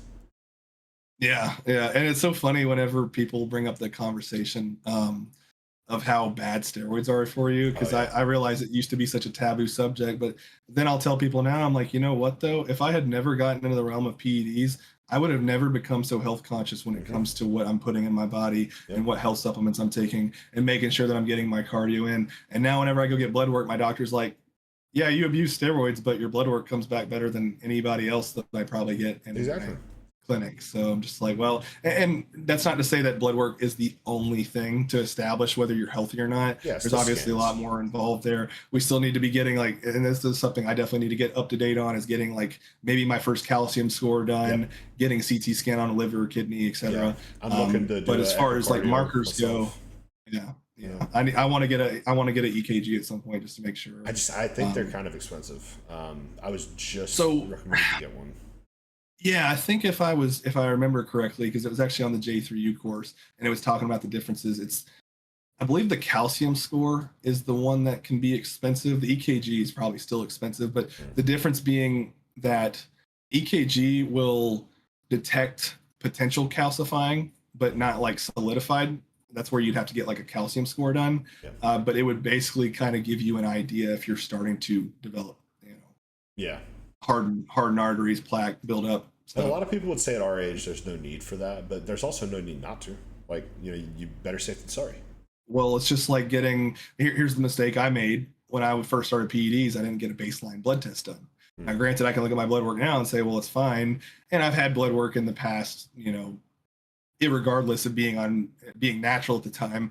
I still don't think that it really paints a clear picture of Yeah. what was my blood work So, before. like for Um, example, like I started TRT at 20 because my natural test levels were like I think 201 that's or basically what I did. yeah. After the So Rad 140 cycle, I hopped on because I yeah, realized like I got my blood work done and it was like 170 nanograms per deciliter. I was like, well, I knew I was going to hop on real gear eventually, so I was yeah. just like, let me just start testosterone. But I started the TRT and then did the SARMs later afterwards. So I never did like a no test thing Oh, at all. So I thankfully do have a baseline set of bloods. So like for example, somebody would see. So like for example, my blood work right now after a 16-week push immediately post show. So I was basically on a 22-week contest prep going immediately into a in 16 weeks. 16-week rebound. So it's like let's say 40 weeks on Yeah. more than a gram and a half. Definitely, the last couple weeks there with orals and stuff, it being probably closer to 2.5, 40 weeks Mhm. straight. Everything was basically perfect except my HDL, which was 17. But for me, I know that naturally, when I got my first set of blood work done, I had an HDL at 20. It's funny you say that because I've always heard about how testosterone can reduce HDL, and I 100% can agree and understand that. Mhm. But then whenever I've actually spoke to doctors about HDL, they say I rarely ever see normal people with an Yeah. HDL that's within optimal range, let alone a bodybuilder. So really, our main concern is just making sure we keep our triglycerides and LDL within And optimal the range. ratio It's of not so those much two. getting HDL up. Yeah, Yeah, because the yeah, HDL is what's cleaning, but the LDL is what's sticking up the arteries, keep however you building want up. to call it. Yeah, And my LDL was fine. I think it was like 100. And again, just coming off of androgens down to cruise now, that will fix itself. We would assume. We would oh, hope. very much so. Yeah, yeah, we would So, hope. But yeah, I think that's basically everything I wanted to cover. We got a background on you, what you're doing right now for your training, your diet, and if anyone wants to see what you're doing for like your supplementation, everything, I believe you have that posted on your story right now. You just posted your um, lab work as well. Oh, I posted a picture of all the shit that I'm taking, Yeah. but like I didn't post like a Yeah. detailed list, but Yeah, I could if you always just- go over it sometime. Yeah, if you just want to go over that real quick, like for me right now, I'm just doing 200 tests, 200 mass, switch that to EQ soon. And then I did no growth for a week, adding back in 6 IU as of tomorrow. I think that's pretty much everything. Some stuff here and there like Retta, but those are the main points. Yeah, so like right now, coming out of the contest prep, like I had mentioned, I was running 700 tests. That was prop, and then I was running 800 master run. I played around with a little bit of Winstrol near the tail end of prep, which I had never even really used Winstrol before. But that was at a like 25 milligram per day dose, so 175 milligrams a week. So I really didn't even go that aggressive this time. I say aggressive. When I told Austin, he was like, "Oh, that's really not that bad." I was like, "Oh, well, okay." I thought that was actually a lot, but he was like, "No, like first off, Masteron being such a neutral anabolic, it's like it's not even going to have that much effect." And then, the 150 milligrams of tren, which is like my cap. I don't increase tren beyond that. That's an anecdotal number that a lot of people throw out there. I never 150. will. Yeah, I will never go past 200, 210 again. There's no need. Yeah. The sleep, I've gone higher. I've gone higher, and I couldn't tell a difference. But no, just doing. Essentially the way I saw it was like, okay, what was my peak prep androgen load? I'm going to run about 60% of that. So that's why I'm at about 750 right now. I did have to go through the transition of getting test prop back to test E. So knowing the half-life of testosterone and anthate and how long it takes to kind of peak in your system, it's essentially I'm titrating back test prop over the last 5 weeks or over the course of 5 weeks while having tests at 500 tests and anthate. So prop's just been essentially dialing back. So I might be a little bit higher than 500 milligrams, in concentration per week, but that's slowly coming out. And then the 250 NPP with he bumped me up to 5 IUs of growth a day. I was running 4. I don't have any water retentive issues right now, and I think some of that just plays a role. And I know better at this point. Keep my fluid intake high, keep sodium in a manageable range, do my cardio, do my steps. I've just checked off all the boxes every day. Is that the most growth you've done is 5, or have you done higher than that? I've pushed up to 6, but I realized that it was probably a mistake because I was already at the most fluffy, most water retentive state in my off season. So I just started to experience because that's what I was going to get into. Shit. Yeah, it's like I honestly think when you're leaner and going from either into a contest prep or going into a rebound from a contest prep, that's the time where you can almost get away with doing a bit more and not have those side effects. But once we get deep into the off season and we've got some body fat on us and some water, you can't do that. Just the carpal tunnel, the water retention, the edema is awful. It's terrible. I'm anticipating, and this is already like within the plan, I think we're going to pretty much leverage test and EQ and then have like a very light amount of DECA.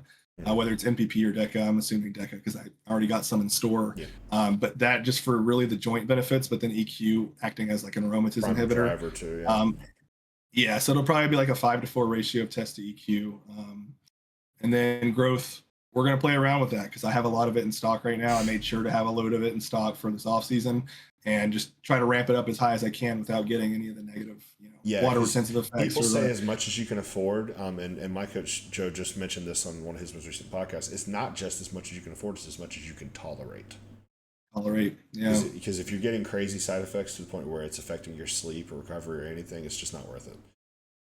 Your ability to eat food and your ability to get restful quality sleep always outweighs the PEDs, in my opinion, at least. 100%.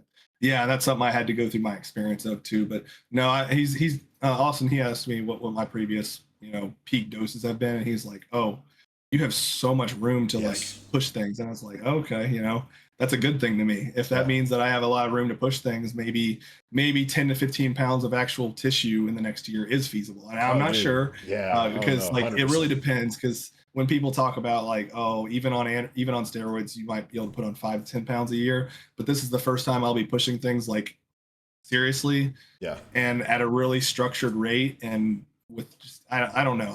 I have so much optimism behind it because I realized no matter how ideal I had things or how optimized I had things, Austin's got me set up in a much better situation now where I'm like, as long as I make sure to stay lean and I just stick to the plan, this thing's going to be so much more structured than any off season. Exactly. And I feel the same way with there's Joe. Potential. It's like I still don't believe I was in true contest shape. I should have gotten leaner for both of these shows. But that being said, I was probably about the same stage condition for both of these showings. I went from 169 to 197 in 2 years. And I was doing everything wrong. Wow. Horrible training. Basically no more than like 500 meg a week of compounds, no growth, insulin without growth actually. For 2 years, I've been through that. really a year I and a have. half. Yeah, just because I couldn't afford it. It wasn't there, so I do the insulin without the growth. But so I made that improvement in stage weight, doing everything wrong, and now that I've got somebody in my corner that can help me do everything right, why would I not assume that I can do more than that? So set a lofty goal, right? I'll just hit my microphone. Set a lofty goal. Like I want to try to compete well above into the maybe high twos. Last stage weight was 197. I want to compete around like maybe 207, maybe more if I can get that. And I think I was gonna say, if you're, how much do you weigh right now? You said 240. Fasted between 230 240. Yeah. Yeah, I was gonna say like that's completely within like feasibility, but like just looking at you, like obviously from the top side, I know you said that you have to start working legs more. Yeah. I'm like, dude, if you're shooting for that, you're probably gonna be a lot heavier than you actually think. Yeah, and I feel like if you actually bring up leg mass on my Instagram, I just did a comparison. I was doing a front lat. On the left was show day, and on the right was this past check-ins. And my condition from the front looks about the same. It's just the back where the condition has started to slip a bit. But that's usually the first thing. I think for you, man, I would say, I think under this guidance and the a level of responsible pushing that you're going to do, I'd say 15 at least. I think you might can do more. That's because that's where I need to be at the top end of heavyweights is 225, and I weighed in at 210, 212. And honestly, once again, I feel like I was flat as shit. Like I don't think I mentioned that, but I fed into the show. I peaked myself, of course. I fed 1,000 grams of carbs over 2 days, or sorry, I had 1,000 grams of carbs for 2 days. So I had 2,000 grams of carbs, no training.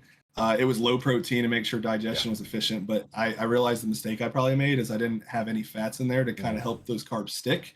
And my metabolism just ramped up, and I actually ended up dropping weight after those 2 days of 1,000 carbs. Yeah, I woke up even lighter, and I was like, what can I do now? Because like today I'm supposed to dry out, and yet I still look like I'm. So I think I fed like another 300 grams of carbs that day, weigh-in day, and then the rest of the day it was just fats, and I felt like I was flat as shit for North Americans. But I got the experience. I kind of learned. I probably could have been a lot more aggressive. I thought I was being aggressive, but apparently not. No. And that was after eating at maintenance for a whole week beforehand. So I really thought, oh yeah, surely 1,000 grams of carbs, 4,800-ish calories should be enough. You mentioned you were crushing your estrogen, right? Yeah. So just out of convenience, I didn't have any ADEX on hand. Yeah, I didn't have any ADEX on hand, so I had some free letrozole that my source had sent me one time, and I was like, well, it's the only thing I've got. Well, I had aromasin, but I didn't experience really any crushing effect of aromasin.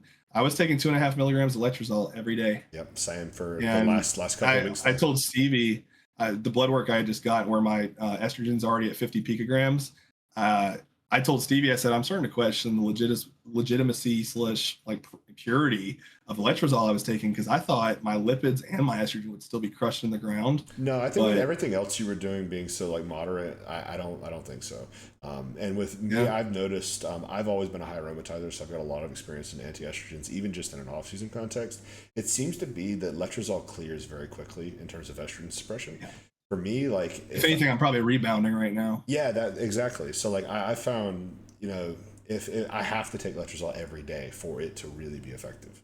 But whereas something like Arimidex, I can take twice a week and I'm good. Yeah, so now I have a Arimidex on hand because it seems like that's going to be Austin's preferred aromatase inhibitor of choice, which was my intention to get on hand anyway. It's just being lazy, and my supplier was international, so I was like, this is going to take weeks to get here, and I didn't want to buy the shit from my domestic supply because that's just so expensive for the price that they're charging. I was like, yeah, no thanks. I'll stick with Letro for the last 5 weeks. So yeah, I ran that for 5 weeks. But it looks like I've come out of it just fine. Yeah. And you're in a great spot, especially like, having that new guidance is just going to be better and better. Yeah. But yeah, I'm looking forward to. When's your you got any plans for the future in terms of competing? Like, what are we looking at? I know you're obviously going to do a show, but we are eyeballing NPC Nationals next year, December. So basically, like if we're shooting for 10 to 15 pounds, I want a full year with Austin, where we can really try to push this growth as far as we can go. And if anything, I'd love to get to the point where I'm so large that we have to struggle to make weight, and then I can just because honestly, the way I see it, a flat, dried out 225 is better than being completely full at 225. Like, I would rather have to struggle to make weight and then fill out just a little bit, throwing in a little bit of junk the night before, than have to like eat everything in sight just to get up to 225 on a show day. So, and your waist is going to be better doing that too. Which you've already got a good waist. God forbid, if I already have such large legs and my waist looks small as it is, I can only imagine how I'm going to look if I can bring out my shoulders and my lats and my chest even more, and my arms specifically too. Yeah, it'll be a freaky look. Like the potential and the frame you have there is just insane. Like, again, I'm not blowing smoke. You, like, for your age, I would have not have guessed you were that young with that quality of tissue. It's insane. Appreciate that. But yeah, so I don't take it that way either, believe me, because like, once again, we're our own worst critics. I still look at myself like, oh, I ain't shit. I've still got so much work to do, dude. Like, I can always appreciate when people see that. I had to put on that almost 30 pounds of stage weight for me to even think I had okay genetics. I was like, I thought I put on muscle at a terrible rate. But the more I'm going along and the more I'm kind of realize, like, okay, I have at least decent genetics for putting on muscle, but with the rate I'm able to do it. But it's just we're so hard on ourselves, we can't step back and take that 40,000 foot view. We all have our strengths and weaknesses, you know. It's just. I think the last thing I'd like to say, but before we end things too, because I had a good time on this pod, and I'd love to get in on another one. But I think the important kind of moral of the story with that is appreciate the journey. And when I say appreciate the journey, I mean, we get so caught up in the end goal, but when we reach the end goal, you're going to look back and wish you could get that time back. 100%. I'm starting to just being, there is absolutely truth to, as males, we do not get that full maturation of our prefrontal cortex until around 25. Because, man, I am telling you, within the past year, like, certain things mentally for me have just flipped. It just makes sense. I thought that I had that at 21, 22, 23, 24.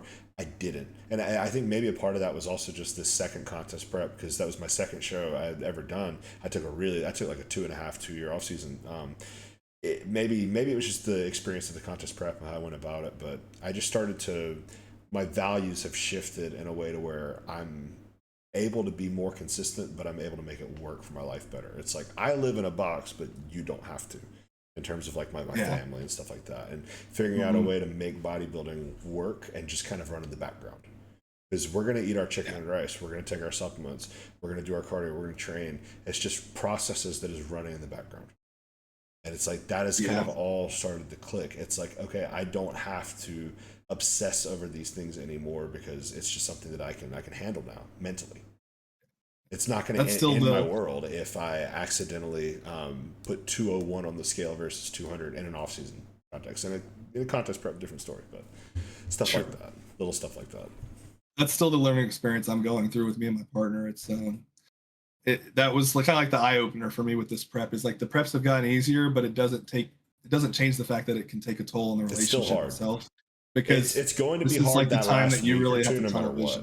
Yes. I say a week or two, but really it was from the start of Tennessee State, so 6 weeks out from North Americans was whenever it started. Dude, to really my first prep, I prepped through my wedding and my honeymoon. My first prep. Wow. I ate tilapia. Yeah, that's actually insane. I ate tilapia on my wedding night. Tilapia on your wedding night? Oh my god. Yep, I did it. And on my honeymoon, my favorite part of us going to Florida was I could get fresh whitefish.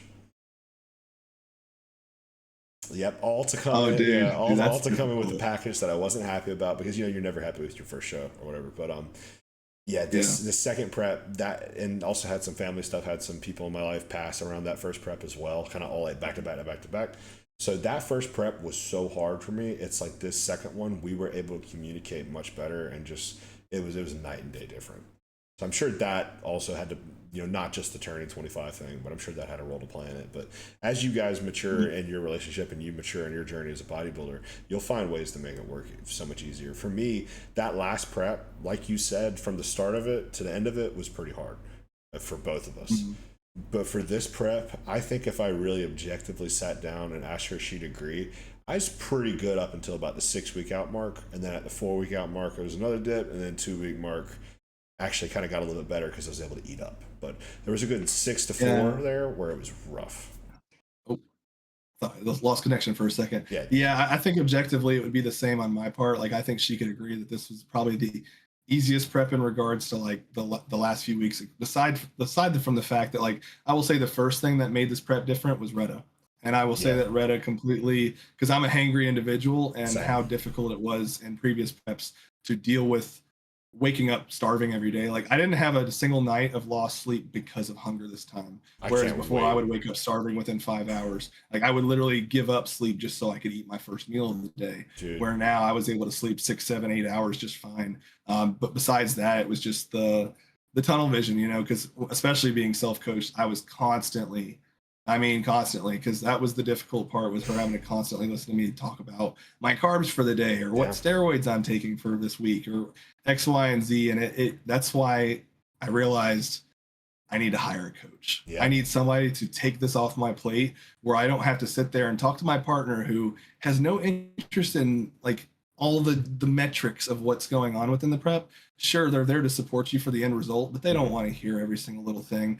But because it's the only thing you can think about, you know, because it's the end goal, it takes its toll. So I just realized that I think with Austin being in my corner, going through another prep together is going to be so much easier because I'll have Austin to talk to in this case if I need to just like, dude, I'm having to like hold myself back, like, you know, like I'm having to hold myself back. Like I want to be like, Joe, let's start a prep right now because I know I can bring a better package right now. Just having you with me, and also the Retta, because I did my last prep, I had no Retta, I just didn't know about it at the time.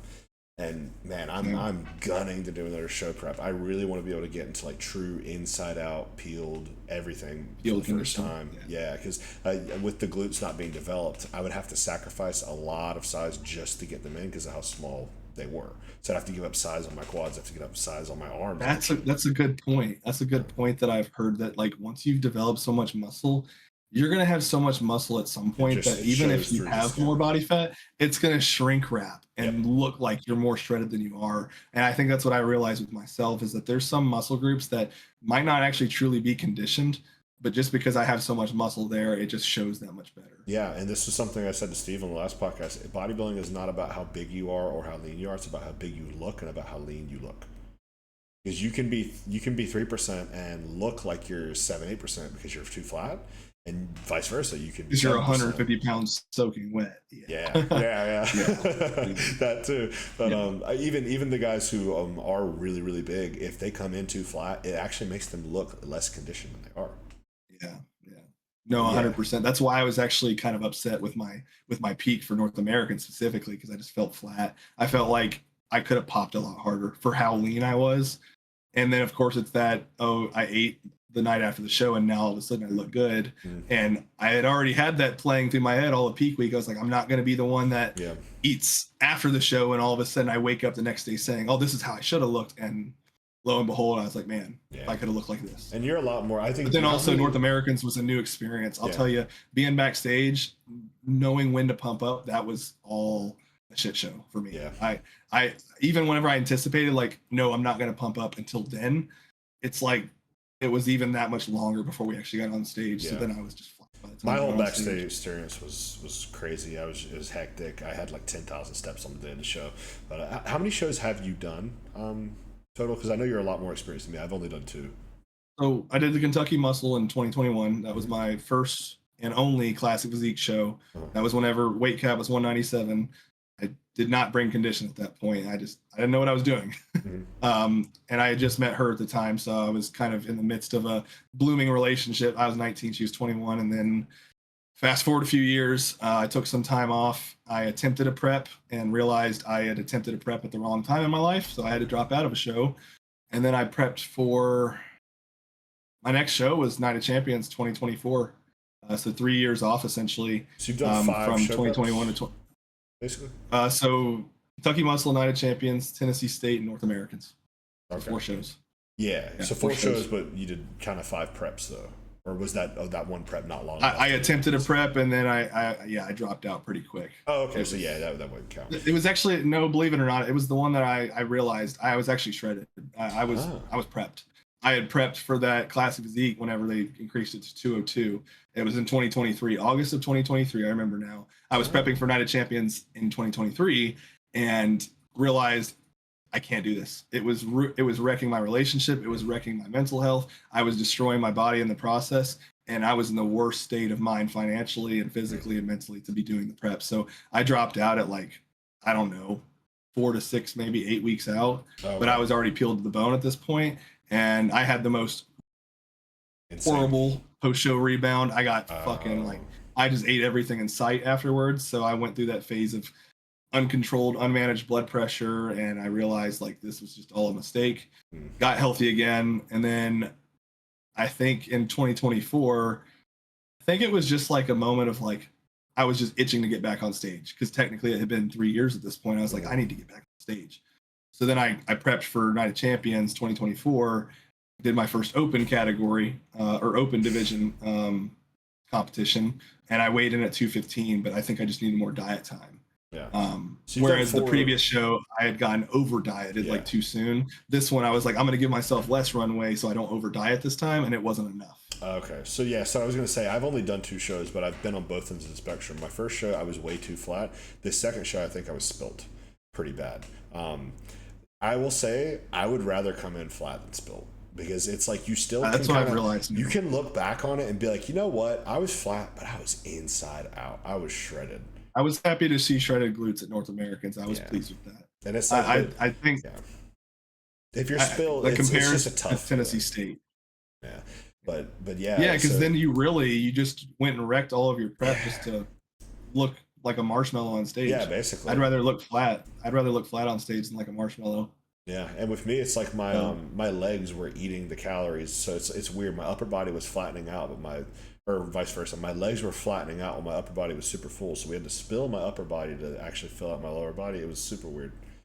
But that's precisely my issue is my legs do, like, I have to not touch them. I have to not pump them at all, or they just annihilate my upper body. Yeah, because legs have always been a weakness for me in the past, but they're slowly starting to become one of my stronger body parts. And I noticed that metabolically, they're so taxing. They soak up so much fuel.